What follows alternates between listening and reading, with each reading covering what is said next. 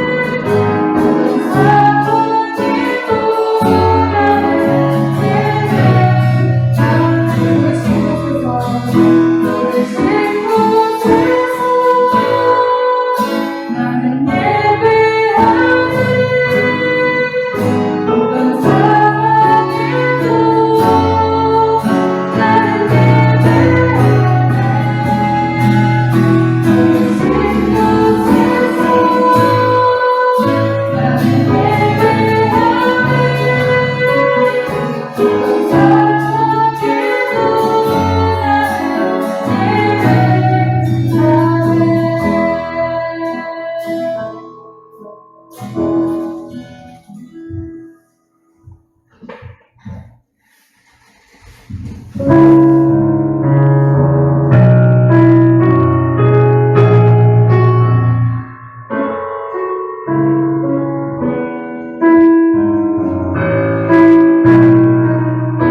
함께하는 주님과 함께하는 이 고요한 시간 주님의 보좌 앞에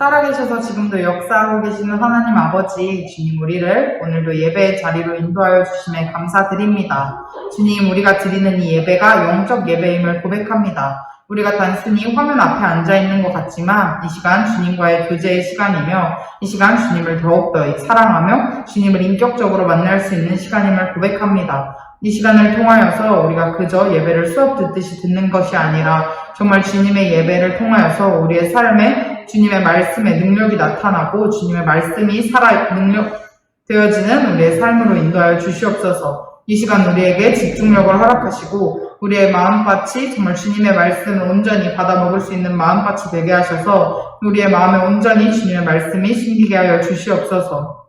주님 아버지, 한 주 동안 우리를 지켜주심에 감사드립니다. 우리가 한 주 동안 우리의 마음대로 산 죄들이 있다면 주님 우리를 용서해 주시고 우리가 그 죄로부터 멀어질 수 있게 하여 주시옵소서. 우리가 죄 속에 있다는 것을 빠르게 깨닫고 다시 주님 앞으로 돌아오게 하여 주시옵소서. 주님 말씀 전하실 전도사님의 입술을 주님 주관하여 주셔서 정말 주님께서 우리에게 하시고 싶은 이야기가 흘러 들어오게 하시고 주님의 능력으로 주님 전도사님의 입술을 주관하여 주시옵소서. 주님 정말 오늘 이 예배를 주님께 맡겨드리며 살아계신 주 예수 그리스도의 이름으로 기도합니다. 아멘. 네, 오늘 하나님께서 주신 말씀은 레위기입니다. 네, 레위기 10장 1절에서부터 11절까지 살펴보도록 하겠습니다. 네, 레위기 10장 1절에서 11절 말씀입니다. 아론의 아들 나답과 아비후가 각기 향로를 가져다가 여호와께서 명령하시지 아니하신 다른 불을 담아 여호와 앞에 분향하였더니 불이 여호와 앞에서 나와 그들을 삼키매 그들이 여호와 앞에서 죽은지라. 모세가 아론에게 이르되 이는 여호와의 말씀이라. 이르시기를 나는 나를 가까이 하는 자 중에서 내 거룩함을 나타내겠고 온 백성 앞에서 내 영광을 나타내리라 하셨느니라. 아론이 잠잠하니 모세가 아론의 삼촌 우시엘의 아들 미사엘과 엘사반을 불러 그들에게 이르되 나와 너희 형제들을 성소 앞에서 진영 밖으로 메고 나가라 하매 그들이 나와 모세가 말한 대로 그들을 옷 입은 채 진영 밖으로 메어내니 모세가 아론과 그의 아들 엘르아살과 이다말에게 이르되 너희는 머리를 풀거나 옷을 찢지 말라. 그리하여 너희가 죽음을 면하고 여호와의 진노가 온 회중에게 미침을 면하게 하라. 오직 너희 형제 이스라엘 온 족속은 여호와께서 치신 불로 말미암아 슬퍼할 것이니라. 여호와의 관유가 너희에게 있은즉 너희는 회막 문에 나가지 말라. 그리하면 죽음을 면하리라. 그들이 모세의 말대로 하니라. 여호와께서 아론에게 말씀하여 이르시되 너와 내 자손들이 회막에 들어갈 때는 포도주나 독주를 마시지 말라. 그리하여 너희 죽음을 면하라. 이는 너희 대대로 지킬 영영한 규례라.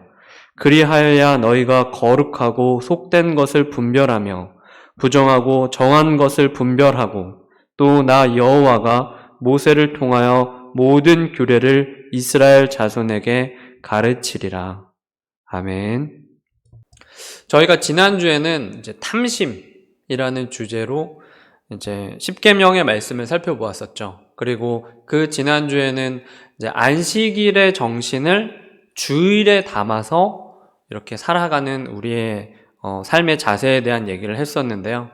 오늘은 예배에 대한 얘기를 해보려고 해요. 오늘 예배는 성경 구약에는 이 예배라는 어떤 우리가 지금 이렇게 교회에서 드리고 있는 이런 모습이 없죠.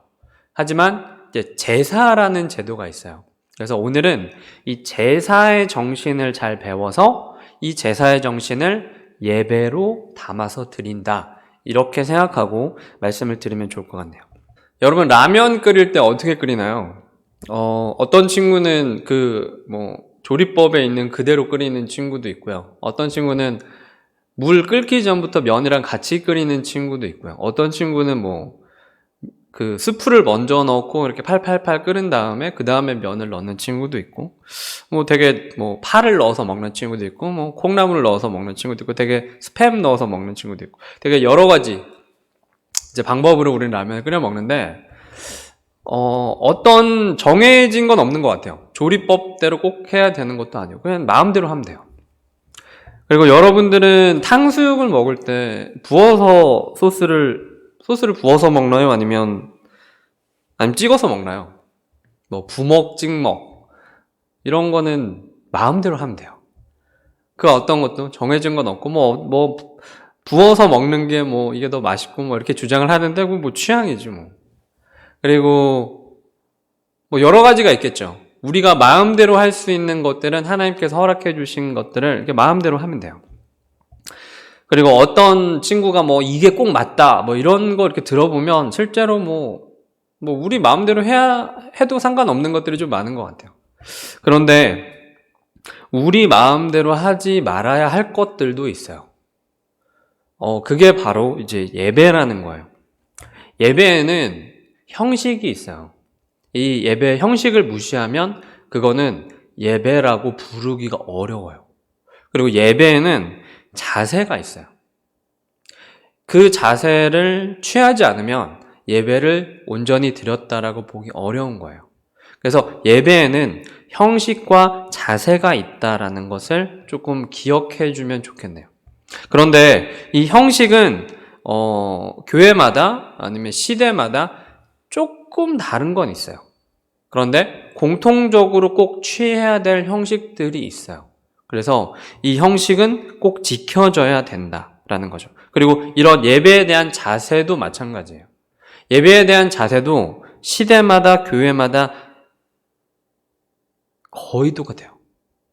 이건 형식보다 이 태도는, 이 자세는 거의 똑같다라고 보면 돼요. 제사를 드릴 때 그 태도와 우리가 예배를 드릴 때 태도는 거의 동일하다라고 보면 돼요. 그 태도, 그 자세는 무엇일까요? 그게 바로 이 예배의 주인은 우리가 예배를 지금 드리는 대상이 이 예배의 주체가 하나님이라는 사실이에요. 그래서 우리는 예배를 하나님이 원하시는 방법대로 드려야 돼요. 하나님이 원하시는 방법대로 안 드리면 하나님이 안 받으세요. 우리는 그 가인과 아벨 얘기를 이제 많이 해요. 근데 가인이 하나님께 드렸던 예배를 하나님이 안 받으신 이유가 뭘까요? 형식의 문제이기보다는 이 자세의 문제다라는 것이 올바른 해석이에요. 오늘날 우리가 예배의 모습을 이렇게 생각해 볼 때, 구약의 제사하고 지금 우리의 예배는 똑같진 않아요. 그런데 가장 중요한 건 이 자세와 태도는 같다라는 거예요. 형식은 약간 다를 수 있지만 태도와 자세는 똑같다라는 거예요. 그래서 오늘 이 제사에 대한 얘기를 좀 잘 배워서 어떤 자세로 예배 드려야 되는지 살펴보면 좋을 것 같아요. 살펴봅시다. 레위기를 한번 살펴보자 하는데요. 제사를 엄격하게 드려야 된다라는 이 레위기의 가르침은 우리가 하나님께 예배를 드릴 때 어떤 모습으로 드려야 하는지 예표적인 의미다라고 해요. 그러면 예표적이다라는 말을 좀 처음 들어본 친구들이 있을 텐데, 예표적이다라는 말은 예라는 건 이제 예시라고 생각하면 돼요. 그러니까 하나에게 보여주는 거죠. 이런 식으로 하는 거야 라고 생각하면 돼요. 그리고 이거는 이제 표현이에요. 그래서 예표라는 말은 예시적으로 이렇게, 예를 들면 예제 문제, 수학 문제 풀 때 이렇게 예제로 이 공식은 이런 형태의 문제로 나올 수 있다 이렇게 알려주잖아요. 예제 문제. 그렇게 이해하면 좋을 것 같아요. 그래서 우리가 하나님께 예배 드릴 때 이런 식으로 드려야 된다라는 것을 이 제사를 배움으로써 우리가 알 수 있는 거죠. 오늘 이제 1, 2절을 한번 살펴볼게요. 아론의 아들 나답과 아비후가 각기 향로를 가져다가 여호와께서 명령하시지 아니한 다른 불을 담아 여호와 앞에 분향하였더니 불이 여호와 앞에 나와 그들을 삼킴에 그들이 여호와 앞에서 죽은지라. 모세 혹시 기억나나요? 이집트에서 노예 생활을 하고 있었던 이스라엘 백성을 이제 이끌었던 이 모세가 이제 광야에서 그리고 시내산에서 이제 백성들을 이제 이끌고 있을 때 이 모세의 형, 이 아론이라는 사람이 있었는데 이 아론이 이 제사를 드리는 이제 대제사장이었어요. 그래서 이 아론의 그 가문들이 계속해서 제사장이 됐고 대제사장이 돼서 이렇게 제사를 집례하고 있었는데 그 이제 아들 둘이 있었던 거죠. 나답이라는 아들과 아비후라는 아들이 있었어요. 그래서 아론 아버지를 도와서 이렇게 제사장의 임무를 이렇게 하고 있는데 이 두 명의 아들이 하나님이 말씀하시지 않은 다른 불을 이렇게 붙인 거예요. 좀 정확하게 말하면 그 제사를 드리는 곳에는 번제단이라는 게 있었어요. 그 우리나라로 치면 가마솥처럼 생긴 뭐 이렇게 이런 거라고 생각하면 돼요. 이게 돌 같은 거 이렇게 돌 같은 거 이렇게 쌓아가지고 위에 이렇게 불을 태워가지고 드리는 그런 번제단이 있었는데 그 번제단에 있는 이제 불을 붙여가지고 여기다가 이제 붙여야 되는데 이 불 말고 이제 다른 불을 가지고 이제 향로를 붙인 거죠. 그래서 이제 문제가 된 거예요. 근데 정확하게 어떤 불로 이렇게 붙여서 했는지는 모르겠어요. 뭐 숯불을 뭐 그냥 어디 붙여다가 넣었을 수도 있고, 뭐 아침과 저녁에 분향하라고 했는데 낮에 해서 문제가 됐을 수도 있고, 그건 정확하게 모르겠어요. 그리고 9절의 말씀처럼 얘들이 술 취해가지고 그랬는지도 모르겠어요. 여러 가지 이제 의견이 있죠. 아니면 뭐 우상숭배를 하는 방식을 어디서 배워와가지고 그렇게 했는지도 모르겠어요. 물론 신약인 지금은 다른 불을 들여서 죽음을 당하진 않아요. 근데 나답과 아비후처럼 불순종하게 이렇게 절차를 무시하고 형식을 무시한 예배를 하나님께 드린다라는 것은 이 당시에 하나님의 권위에 도전하는 거였어요. 그리고 교만한 거였고 전적으로 하나님 말씀대로 하지 않고 내 마음대로 예배를 드리는 모습이라는 거예요. 예수님도 예배하는 자는 영과 진리로 예배하라고 말씀하셨어요. 영과 진리가 뭐예요? 온 마음을 다해서 성경에 따라서 하나님에 따라서 예배를 드려야 되는데 마음대로 막 예배를 드린다는 건 안 된다라는 거죠. 혹시 성령의 도움과 예수님의 말씀에 의지해서 예배를 드리는 게 아니라 몸만 그냥 방금 일어나가지고 몸만 그냥 이렇게 앉아있는, 정신은 막 전도사님 설교가 긴 편이니까 막 설교 듣다가 막 정신이 막 저기 학교에 갔다가 친구들과 약속에 갔다가 이렇게 예배를 드린다라는 것은 올바른 방법이 아니라는 거예요. 하나님께 예배를 드리는 자라면 하나님을 사랑하는 마음으로 예배를 드려야 돼요. 하나님께 예배를 드리는 자라면 하나님을 경외하는 마음으로 예배를 드려야 돼요. 경외라는 말은 존경이라고 뭐 이해하면 좋을 것 같아요. 뭐 조금 더 의미가 있지만 우리 중고등학생들은 경외한다라는 말을 존경한다라고 이해하면 좋을 것 같아요. 그리고 두려워하며 예배를 드려야 돼요.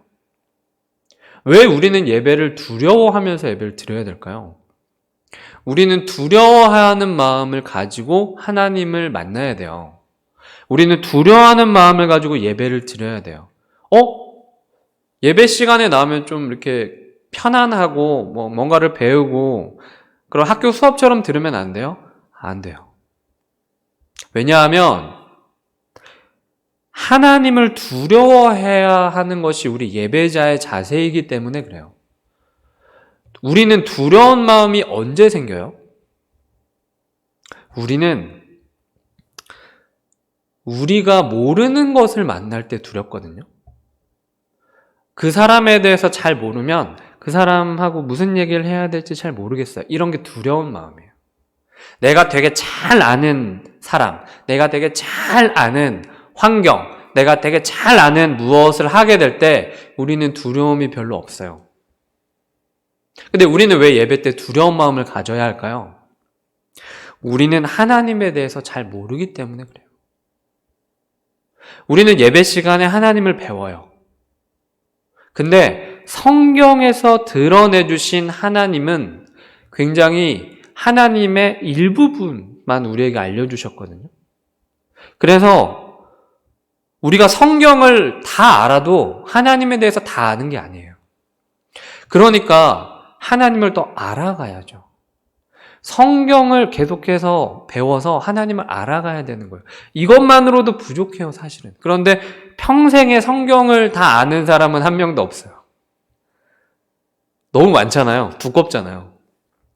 그래서 계속해서 우리 하나님을 알아가야 돼요. 그래서 우리는 하나님을 두려워하며 예배를 드려야 되는 거예요. 오늘 본문도 어떤 친구들은 이해가 안 될 수 있죠. 내가 하나님께 예배를 드려 나왔는데 내가 먼저 열정을 내가지고 교회를 봉사를 내가 열심히 내 시간과 돈을 들여서 하겠다는데 왜 못하게 해요? 하나님 뜻이 아닐 수 있어요. 어떤 분들은 이런 분들도 있어요. 교회 일을 되게 막 열심히 이렇게 하시게 되는 그런 분들이 계세요. 그런데 자기 마음대로 해요. 그건 성경적인 방법이 아니에요. 이 형식과 절차는 우리 여러 사람이 모여있는 이 공동체에서는 굉장히 필요한 부분이라는 거예요. 하나님께 예배를 드리는 것도 마찬가지예요. 하나님은 하나님께 예배드리는 예배자가 하나님의 방법으로 예배를 드려줬으면 하는 마음인 거예요. 그런데 이런 하나님의 마음도 모르고 마음대로 이렇게 안 받아요.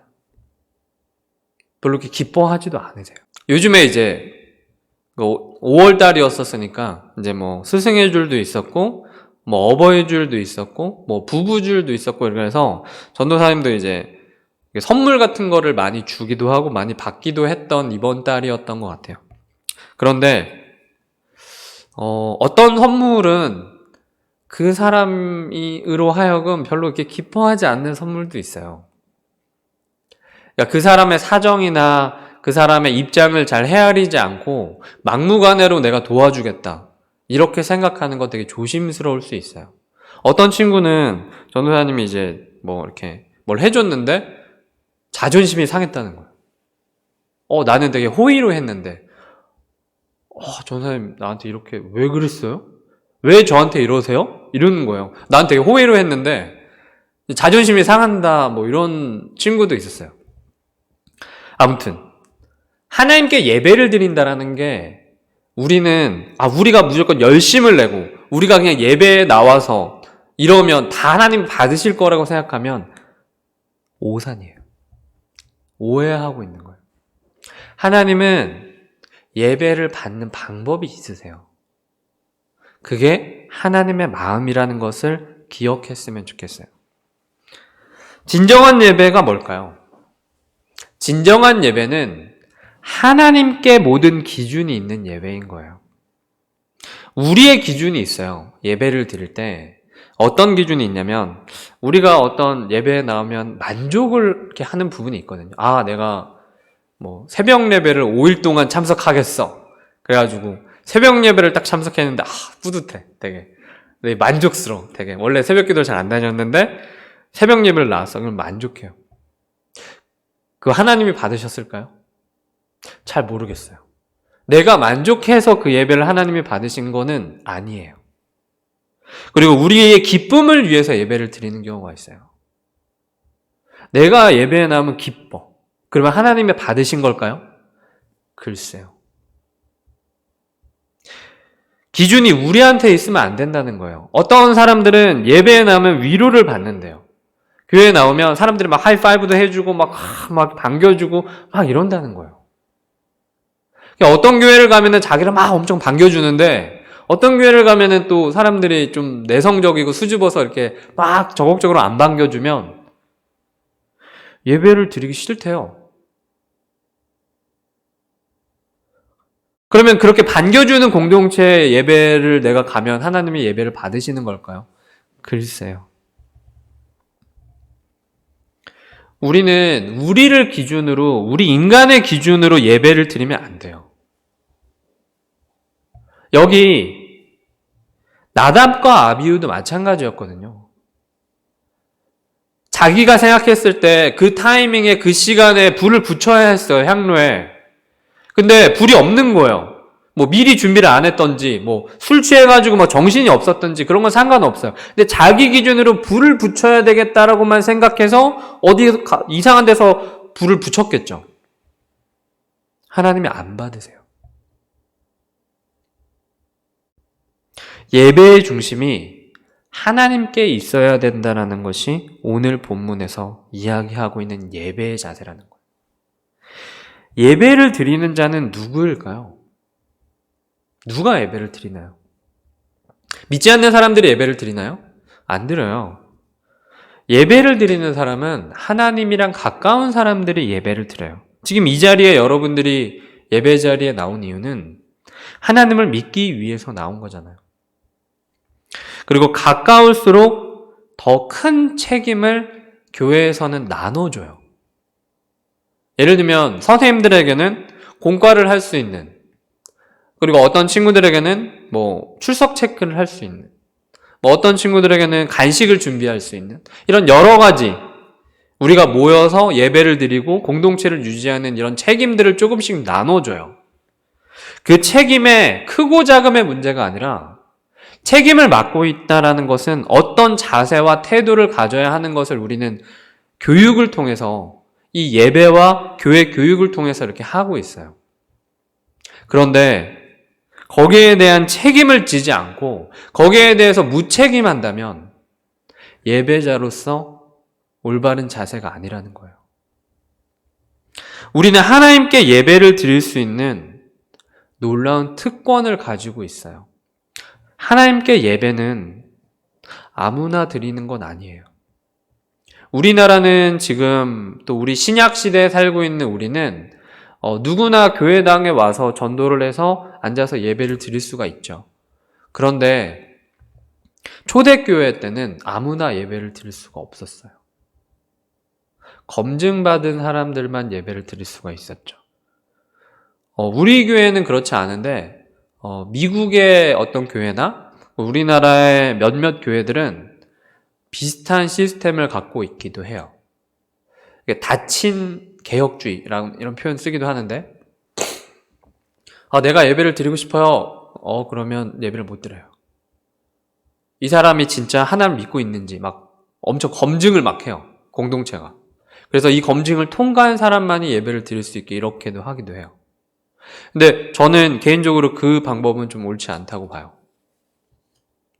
뭐 이건 좀 신학적인 문제니까 좀 넘어가고, 예배를 드린다라는 것은 놀라운 특권이라는 거예요. 우리는 쉽게 예배하고 있는 것 같고, 우리는 쉽게 기도하고 있는 것 같고, 예배를 좀 드려줘라, 좀 기도를 해줘라, 구걸을 하기도 해요. 전도사님은 여러분들이 예배를 드렸으면 좋겠지만 여러분들께 예배를 구걸하고 싶지는 않아요. 여러분들이 기도를 했으면 좋겠지만 여러분들께 기도를 구걸하고 싶지는 않아요. 여러분들의 예배를 드리든 예배를 드리지 않든 기도를 하든 기도를 하지 않든 결국 책임은 여러분들께 있다는 거예요. 거기에 대한 대가는 여러분 인생이 책임지게 될 거예요. 예배는 구걸하는 게 아닙니다. 기도는 구걸하는 게 아니에요. 예배는 하나님을 사랑하고 우리가 예배 드릴 수 있게, 기도할 수 있게 예수 그리스도께서 십자가를 지시고 부활하셔서 승천하심으로 우리에게 주시는 특권이에요. 아무나 드릴 수 있는 게 아니에요, 사실은. 그런데 오늘날 예배는 구걸의 방편이 됐어요. 너무 마음이 아파요. 나답과 아비후는 단순한 실수를 한 게 아니에요.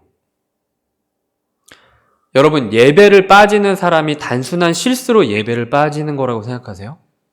아닙니다. 기도를 해야 되는 기도회 자리에 참석하지 않는 게 단순한 실수로 기도회에 안 나오는 것 같으세요? 그렇지 않아요. 하나님의 명령을 의식적으로 불순종한 겁니다. 그래서 하나님을 섬기겠다는 약속을 깬 거예요. 하나님과의 관계가 파기가 된 거예요. 이러한 행동이 구약에서는 이 예배 형식과 방식을 어기는 것이었어요. 그리고 좀 더 나아가서는 이 예배에 대해서 계시하신 하나님의 권위에 도전한 거라는 거예요.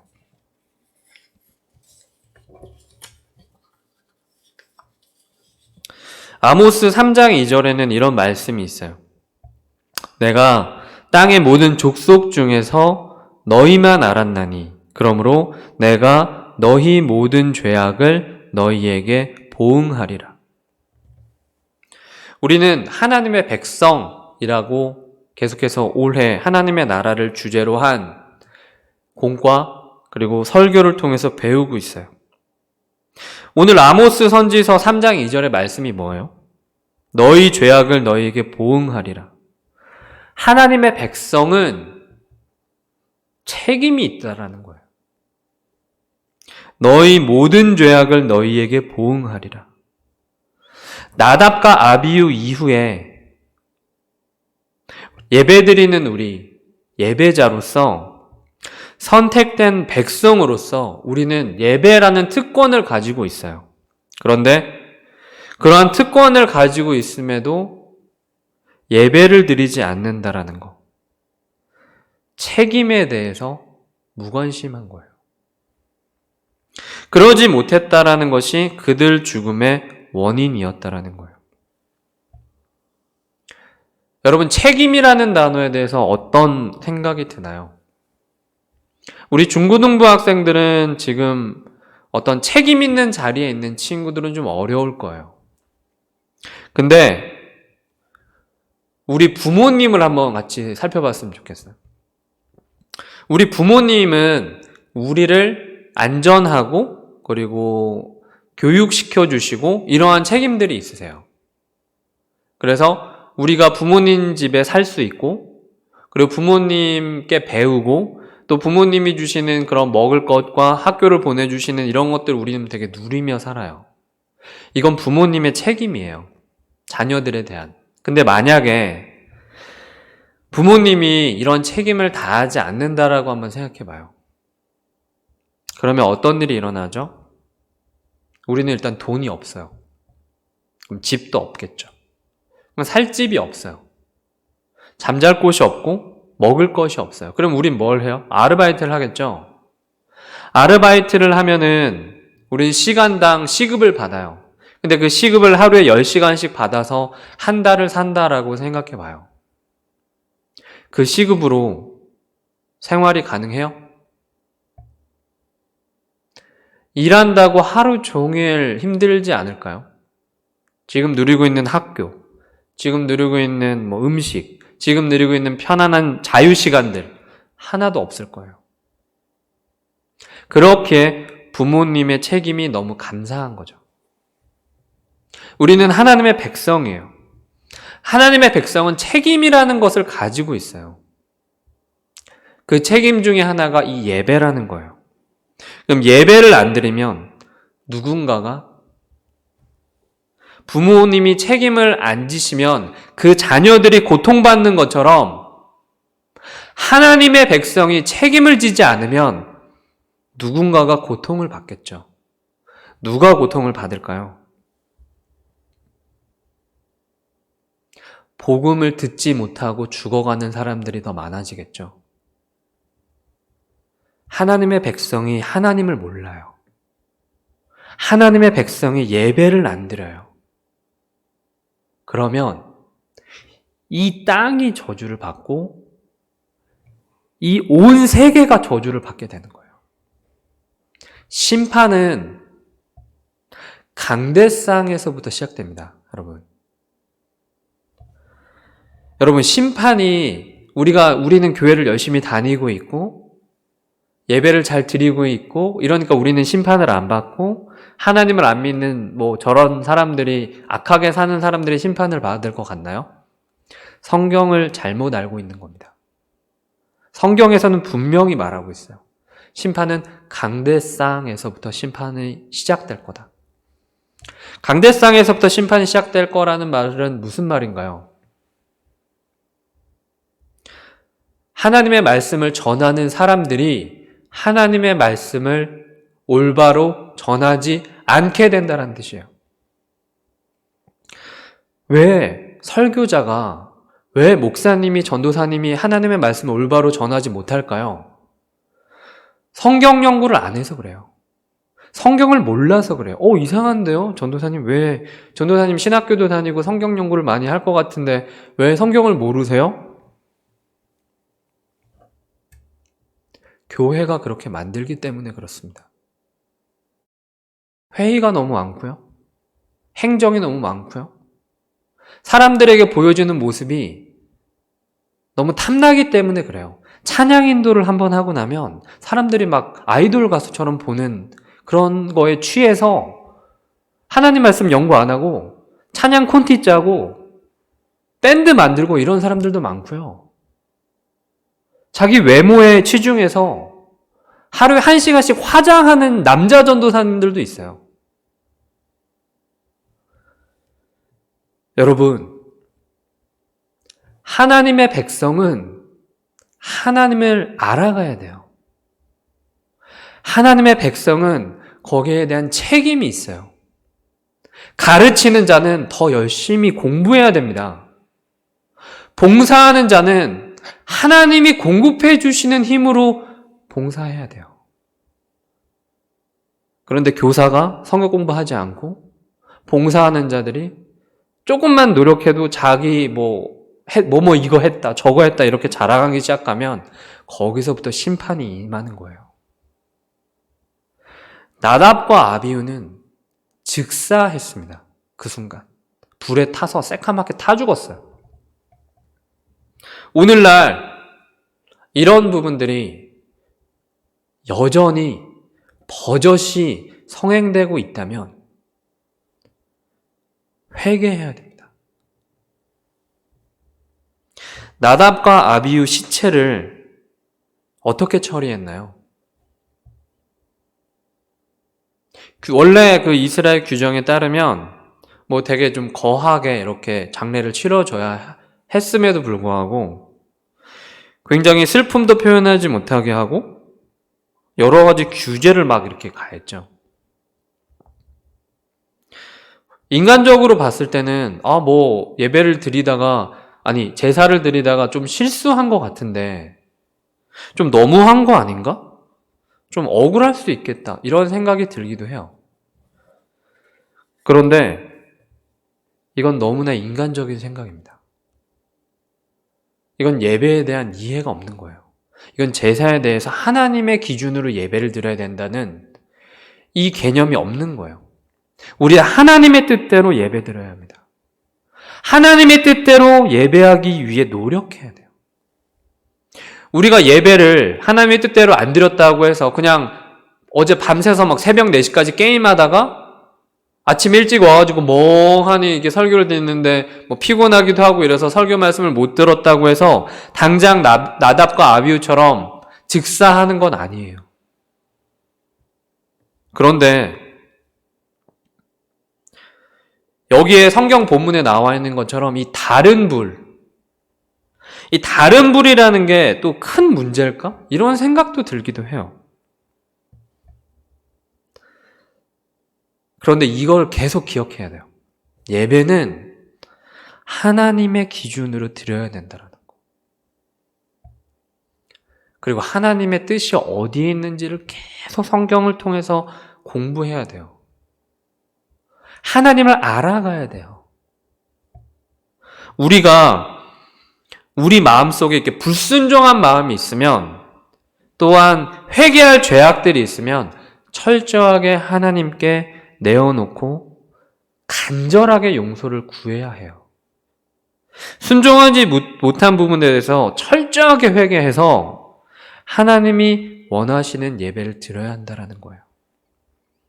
그래서 하나님이 받으시는 예배를 드리는 예배자가 됐으면 좋겠습니다. 하나님은 우리를 왜 만드셨을까요? 하나님은 우리를 왜 창조하셨을까요? 하나님은 우리가 예배하기를 원하셔서 우리를 만드셨습니다. 그런데 예배를 드리지 않아요? 그러면 하나님께서 우리를 만드신 이유가 없는 거예요. 여러분, 예배가 뭐예요? 예배는 하나님께 영광을 올려드리는 게 예배예요. 그러면 우리 하나님께 영광을 올려드린다. 자, 세 가지 표현에 대한 해석을 해줄게요. 첫 번째, 우리 하나님께 예배를 드리잖아요. 그럼 하나님에 대해서 알아가야 돼요. 두 번째는 영광을 드리는 게 예배라고 했어요. 그러면 영광이 뭔지를 알아가야죠. 영광은 간단하게 설명하면 빛나는 거예요. 칭송을 받는 거예요. 우러러 보는 거예요. 이게 영광이에요. 그런데 예배 시간에 하나님이 막 영광을 받으시고 하나님이 홍해를 가르셨다. 하나님이 우리를 구원하셨다. 막 이런 얘기를 들으면서 하나님께 이거를 고백해야 되는데 핸드폰을 예배 시간에 뭐 핸드폰 하고 있고 이러면 이게 하나님께 영광이 올라가는 거예요? 그렇지 않잖아요. 우리는 뭐 친구들과의 만남에서 또 학교에서 뭐 이럴 때 우리도 영광을 받아요. 뭐 연말에 가면은 영화제 같은 거 이런 거 많이 하잖아요. 시상식 같은 거 많이 하면 뭐 우수상, 뭐 나무주연상, 최우수상, 대상 뭐 이런 사람들 앞에서 영광을 받잖아요. 근데 그런 사람들 중에도 크리스천들은 이 영광을 하나님께 먼저 올려보내드린다. 이런 표현 쓰잖아요. 이게 영광이에요. 그리고 올려드린다라는 것은 나에게 오는 영광을 하나님께 토스하는 거예요. 나에게 오는 이 칭송과 존경과 감격과 우러름을 하나님께 돌리는 거예요. 이렇게 나한테 이렇게 오면은 이렇게 하나님께 이게 올려드리는 거예요. 이게 예배예요. 그러면 우리가 교회에 모여서 예배를 드릴 땐 이 세 가지가 다 이어가고 있죠. 우리는 교회에 와서 설교를 들으면 하나님에 대해서 배우잖아요. 두 번째, 모든 사람이 하나님의 말씀을 듣잖아요. 그러니까 영광이 되는 거예요. 그리고 하나님의 말씀대로 우리가 살아가겠다고 결단하고 파송을 받잖아요. 그러니까 이게 올려드리는 거예요. 그러면 삶의 예배가 있겠죠. 우리가 주일날 일주일에 한 번 교회 와서 예배를 드리는 것뿐만 아니라 우리의 삶의 예배가 있어요. 이 삶의 예배는 뭘까요? 마찬가지예요. 하나님께 영광을 올려드리는 거예요. 우리는 어떻게 그러면 하나님의 영광을 삶에서 올려드릴 수 있을까요? 하나님의 말씀에 순종하며 살면 이 하나님께 영광을 올려드릴 수 있어요. 다 거짓말하는 이런 상황, 다 자기 이익 때문에 거짓말하는 상황에서 나도 거짓말하면 딱 내 입장과 내 유익을 딱 유지할 수 있는데 솔직하게 말하는 거예요. 왜냐하면 성경은 정직하라라고 말하니까. 그래서 물질적으로 피해를 좀 입어요. 돈으로 피해를 입어요. 그래도 하는 거예요. 그럼 이게 뭐예요? 하나님의 영광이에요. 왜냐하면 하나님의 말씀대로 행동했으니까. 이게 하나님의 영광이에요. 하나님의 말씀에 순종한다라는 건 이런 거예요.